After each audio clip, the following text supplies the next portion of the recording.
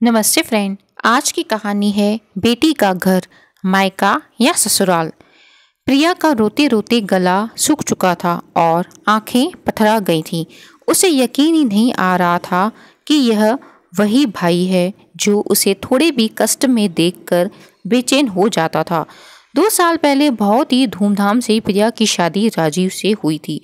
सास, ससुर और एक छोटा देवर, बस यही उसका छोटा सा परिवार था ससुराल में।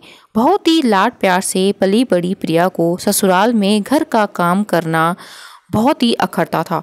वैसे तो दूसरे सभी कामों के लिए नौकरानियां लगी हुई थीं, परंतु खाना बनाने का काम प्रिया की सास ही देखती थी। एक दिन उन्होंने बड़े ही प्यार से प्रिया को रसोई संभालने के लिए कहा तो वह भड़क उठी। वो बोली, मेरे पापा ने करोड़ों की शादी और दान दहेज इसलिए नहीं दिया था कि मैं यहाँ नौकरों की तरह काम करूं। मेरी मम्मी ने तो कभी मुझसे कोई काम नहीं करवाया, तो मैं यहाँ क्यों करूं? सास ने बात बिगड़ती देख चुप्पी साध ली और अपने काम में लग गई। करीब 2 घंटे बाद उन्होंने देखा कि प्रिया की मम्मी, पापा और भाई चले आ रहे हैं।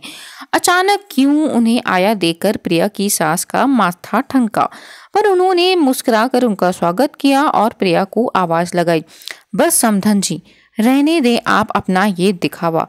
अरे हमारी फूल सी बेटी को क्या हमने वहां यहाँ काम करने के लिए भेजा है?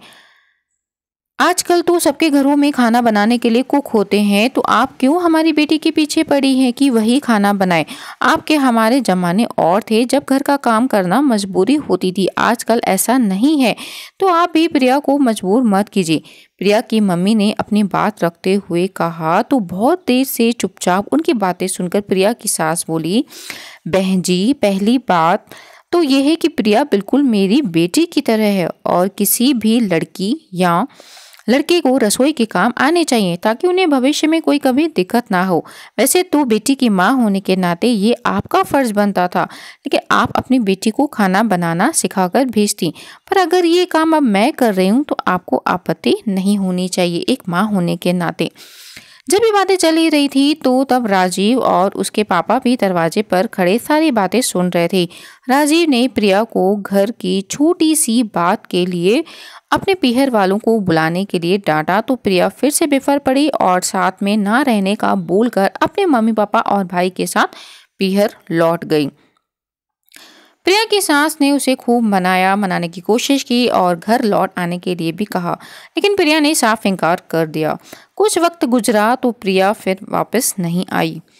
1 साल बाद प्रिया की भाई की भी शादी हो गई। अब भाभी के आ जाने से चीजें घर में जो हैं वो बदलने लगी। कल तक जो हर काम प्रिया से पूछ के किया जाता था, अब प्राथमिकता उसकी भाभी को दी जाती। यही बात अब प्रिया को बहुत बुरी लगने लगती। एक दिन भाई भाभी को खिललाते हुए देखकर बाहर से घूमते आते देख प्रिया ने मारे जलन के अपनी भाभी का फोन गुस्से में नीचे पटक दिया और उसकी इसी बात से खफा होकर बड़े भाई ने एक थप्पड़ प्रिया को लगा दिया। ये सब प्रिया के मम्मी पापा भी देख रहे थे, लेकिन किसी ने कुछ नहीं कहा और प्रिया गुस्से और अपमान की आग से जल उठी। उसने अपने मम्मी पापा को सुनाना शुरू कर दिया कि आपने पराई लड़की के लिए अपनी बेटी का साथ तक नहीं दिया, क्यों नहीं आपने भाई को डांटा? जब प्रिया की मम्मी बोली, जब उसने मुझे चाटा मारा तो प्रिया की मम्मी बोली, क्योंकि ये घर अब पहले मेरी बहू का है। तू तो अपनी नादानियों से अपना घर आंगन छोड़ आई है, क्या मैं अब अपनी बहू को भी अपना आंगन सूना करने दूं? अपनी मम्मी के ऐसे कड़वे बोल सुनकर प्रिया ने एक फैसला किया और थोड़ी देर में ही अपने ससुराल की चौखट पे जा खड़ी हुई। राजीव और उसके मम्मी पापा बदहवास से प्रिया को देखकर द्रवित हो उठे और बिना प्रिया से कुछ कहे मानो वो सब कुछ समझ गए हों। प्रिया की सास जल्दी से पूजा की थाली लाई और आरती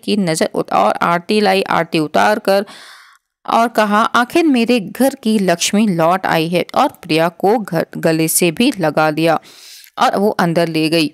आज प्रिया को एहसास हो गया था कि शादी के बाद एक बेटी का शायद असली घर उसका आंगन ससुराल ही होता है, मायका नहीं। तो ये थी एक छोटी सी कहानी। लड़की का घर आखिर कौन सा होता है, मायका या फिर ससुराल? एक छोटी सी कहानी थी। फ्रेंड्स, आपको ये कहानी कैसी लगी? अवश्य अच्छी लगी होगी तो प्लीज़ वीडियो को लाइक करें, शेयर करें और चैनल को सब्सक्राइब भी करें और अपनी राय अपने कमेंट्स में हमें अवश्य लिखें। शुक्रिया।